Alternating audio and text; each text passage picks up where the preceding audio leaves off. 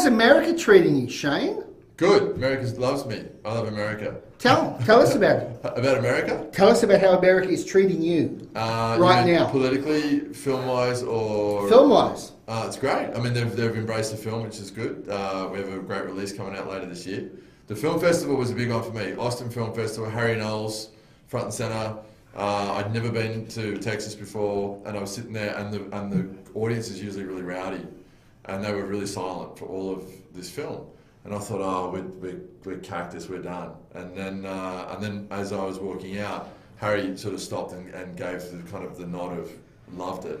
Then he wrote on Twitter about 20 minutes later that he absolutely adored the film. And then all the Twitter feeds started coming in, and Dan was showing me, and we were actually quite emotional because it was so well accepted. And you never know when you do a film that's a bit risky and the narrative's all over the shop. And we're really, it's very humbling. Just briefly describe what the Osiris Child is about. Give it to us in a nutshell. In a nutshell, it's a ex-military contractor. I shouldn't say ex, he's a military contractor when we start, and a prisoner, and they both have to team up together and go and save his daughter. But that's the very generic thing. The actual truth of the film is completely different than that, but I think you have to see it to... Well, I have seen it, and there are monsters involved. Yes. And I take it that your proposal is that the monsters involved in this film are not merely just monsters in the traditional sense, they are somehow psychological projections of the characters. Yes, and that's what the end scene was very shockingly emotional for me to shoot. Between, I can't say exactly what it is, but the last scene of the film was very emotional for me, and I didn't expect that, and I think it's because of the fact that I think if we could capture what's inside of us and make it manifest physically, sometimes it would be quite horrifying. Okay. What is the difference in the production setup for this film compared to Gabriel, your first film, and then Infini? Yeah. Because you seem to have... Yeah, just scope, really. Just tell us about the difference. Yeah, the difference, obviously it actually moves a lot slower, so the bigger you get, the slower the movie goes. And I found a lot of that on the set, that to move a bus, a field, army of monsters, it takes a lot of time. So, for this one, I think this was me and the crew and the team that have worked on all these other films together. We really reached the ceiling of kind of how much you can stretch a budget, how much ambition you can have before you actually get to set. We still pulled it off, but literally every day on set, it was the first time where I was like, I have no idea in the morning how we're going to make to dinner. Like, I have no idea how we're going to do this. And it was just through the grace of everyone getting together and getting it that we did. Can you tell us what the budget on this film was? I can't say, but it's not tiny and it's not big. it's kind of it's a smaller budget. I'd say it's a smaller budget. Right. The catering budget on Guardians of the Galaxy too? Probably that. Okay. Terrific. Yeah. Okay. Now this is volume 1. Yes. You say. Yes. In the title. Yes. What's your vision? The vision is based on the idea of the old serial depression era sort of sci-fi mags and things like that, is to continue a saga. So, but we also want to do it with Indy, with the Osiris Child. As she gets older, we want to kind of shoot with her. So as she gets to 3 or 4 more years down the line, then we would shoot part 2, and then we would keep going and sort of take the story and jump periods of time, whilst also introducing into a much wider universe that's out there, in a time space. And how happy are you that what you're seeing up there is what you had in your head when you wrote the script? It's very different. I'm very happy with the film. It's very different to what I imagined in my head, because what I imagined in my head was probably a $100 million film. So we sort of started out and we said, listen, this will be ambitious, but we can do it. We did Gabe, we did Infini, and then we actually got to the point of trying to design it, and a lot of the sequences were like, okay, you need 12 days for that, we've got 1. Shane, yeah. One of the things that comes through in all of your films, from Gabriel to Infini, and even this, is your ambition, is your scope. Obviously, as a director and as a producer and a writer, there's a tension between what you can physically pull off and get away with and ambition. I'm just very keen to know how you reconcile the limitations of shooting a film in 9 weeks on location with the ambition that you have for it. Are there compromises you make in one area in order to excel in another area? How do you manage it? Because you're not going to tell me the figure on this film, but I've got an idea of what it cost. And it's still an incredibly low figure for what you've put on screen. Yeah. So how do you make that work? You have to be incredibly flexible, and you also have to be incredibly experienced. So one of the things that myself and a lot of the crew, I mean, I shot 25, 26 short films before I made Gabriel. So I don't come to it with a sense of, I wonder how we do this. It's more, I have had many years of trying to get myself out of jams to figure it out. So when I'm shooting, I always go back on edit. Edit's the first one that I sort of go back to how am I going to work around the cut to make this work. And the one thing I try not, I've learned over the films is I won't compromise on the actors' experience and their performance, but I'll compromise on action, on effects. I'll compromise everything else to try and get them in the best place they can be, because you can have the best effects and the rest doesn't work. And I think for us on this one, that was a huge point of focus. And it's also to be able to be so flexible that you can turn up to the set and go, this looks nothing like I thought it would. This is not going to work if we shoot this way. I'm going to literally shoot that pebble, even though you've built this whole set. It doesn't look good. I don't like it. We're going to shoot that pebble instead, and make that work for the film. You know, and I think that flexibility has to be there. Tell me about the $100 million film that you want to make.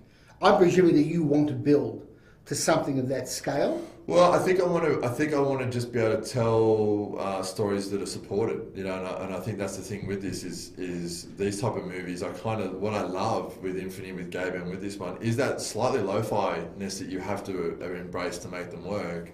It puts you in your own world. It puts you with your own family, your own fans, your own sort of space. So moving forward, I'm not necessarily doing this definitely not doing this to try and get to a $100 million film, because you know I've seen a lot of people get to that and come a cropper with that. I don't see this as like a step-by-step to something. It's not it's not a prize fight. We're not trying to get to that. For me, it's just about making sure that the stories are supported moving forward. So I think in terms of ambition and budget, I definitely have, for the first time in my whole career, sated that. So I'm not sort of sitting there going, geez, on the next one, I'm going to take a $200 million film and do it for 20. I definitely, that doesn't intrigue me anymore. Whereas it did always up until this point. Whereas now it's like I'd rather tell a story that's well supported. Now, how hard did you work on the visual effects? There was a whole team. There was 100. If you look at everyone, there's over 100 people on that team. Exceptionally hard, you know. And Matt, one of our producers, and Steve Anderson, who's the VFX soup. I mean, those guys we've worked on a lot of films together. But having a producer that's very visual effects savvy is a real secret weapon in terms of all this, because he can actually, down to the dollar, figure out the budget. When I say, here's how it looks and here's how we're going to shoot it, you know, and we do it that way. And we actually previewed a lot of the film, not to actually, like, we could never shoot the previews because it was way too big and glamorous, but just to know what were the bits that really worked and how could I sort of stay with them and shoot that, you know. So it's a good way to budget. Well, congratulations, because I went over it a couple of times really, really carefully and really skeptically. Yeah. And you know, whatever you did, you pulled it off. It's fantastic work. Oh, thank you. Right. I really do appreciate that. Now, having said that, yes, a criticism. Sure. I think you cut to that too soon. You might have, it's too big a jump cut. You're on the spaceship. Yep. And floating in the clouds. Yep. And they're having a talk. There's one bay open for another 20 minutes. Yep. If you're the pilot, I think you are. You're over. And then you cut to the middle of the dogfight. Yes. And it comes across as a flashback. Oh, this is a flashback to when he was a pilot fighting. In fact, he's obviously gotten on a ship. Going forward. Yeah. Yeah. Did you bite off a bit more than you can chew with that one jump cut? No, it didn't feel like that was always part of the design. I don't say there's other jump cuts we bit off more we could chew. I said the prison riot for me is the bit that we didn't actually get to shoot it. So when the guys were trying to escape that part of the film, and then it just goes, they're the ones that I kind of like, there was no footage for that. So that was always designed to be that type of jump cut, but I feel like part of the nature, part of the challenge in the edit, we probably in test screening this had to recut this 5 or 6 times, because you're right, the audience literally is kind of going, okay, they're almost too clever for themselves. They start to go like your film brain went, this is a flashback. Whereas I think for most people who aren't knowing film, literally they're thinking it's just moving forward. But you have to be very careful with this, and that's what you get. As a young Australian filmmaker, yeah. How important are test screenings? Huge. I wouldn't like, and it's funny because on this one we originally was 15 chapters out of order, and I watched it and thought this will work. It did not at all. Like, it was actually a train wreck. People were sitting there thinking because the film used to open in the shack and it was crazy. So we had we had really good sized crowds, and we really made sure. And it wasn't the thing of like I secretly want them to love the film. be brutal. I want you guys to absolutely hammer us to death, to the point where if we can appease you guys at some point, then we're going to stand a chance in the world. And I think we learnt that to do that, quite aggressive, because we didn't do it as much with Infini, say, and then I learned when it was after, I was like, oh, that little bit there you didn't like, or you like this bit, or it was a good lesson. In American filmmaking culture, it is embedded in filmmaking culture. I've spoken to very experienced directors who will not make a film unless there is a test screening process. Yes. In Australia, not so much. No. Should Australia adopt test screening as part of the filmmaking process? Well, the audience is the ultimate boss. Everyone's like, it's funny, whenever an audience member says to me, I liked that, or I didn't like that, but I'm not a filmmaker, so what would I know? It's like, you know everything, because you're the audience. If you like it or you don't like it, that's the truth. And even both of you saw the same film and didn't like it or did like it, that's the truth. So they're all the boss. So all I have to do is make sure the audience says, okay, we're feeling pretty good about this. Within a degree, I'm not going to let, I'm not going to try and make a beige piece of art. It has to have its dynamics as well. So should Australia take test screenings more seriously? Yeah, I think Australia should take test screenings much more seriously, if they're not already. Now, I wanted to just quickly address with you your influences. Yes. I know you're a huge science fiction fan from a certain period.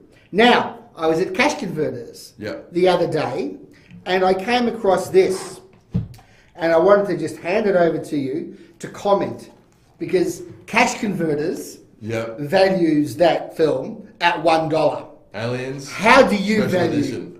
How do you value the influence of that film on you? Aliens, to me, is the most influential director on me of all time is probably Luc Besson. As far as I just think Luc's films were close to perfect, and Oliver Stone is quite influential. But Aliens, as far as a piece of work, is I would give it 10 out of 10. I think it's a perfect movie. So as far as influencing me personally, it doesn't as much, because Jim was so specific in his ear and his look and his tone. You can't copy that. It sort of has its own resonance in its own space. But I think all these great filmmakers influenced before. Funnily enough, this film, Osiris Child, did not have a strong influence in it in terms of a specific movie or a specific filmmaker. We actually just went out to the location with the story and said, we're going to shoot this and trying to capture more of a naturalistic sort of beauty. And that was the tone of the film. It wasn't actually to try and make it look like any other film. What's next? Well, there'll be an SFV2 in the not too distant future. But I'm on 3 different things right now. I have to decide in the next few weeks which one I'm going to jump on. So, which is a lovely place to be, and it's a champagne problem to have different movies that you're deciding upon. Final question. You worked on Dark Crystal 2, which never eventuated, and you worked on Source Code, which went to another director. Yeah.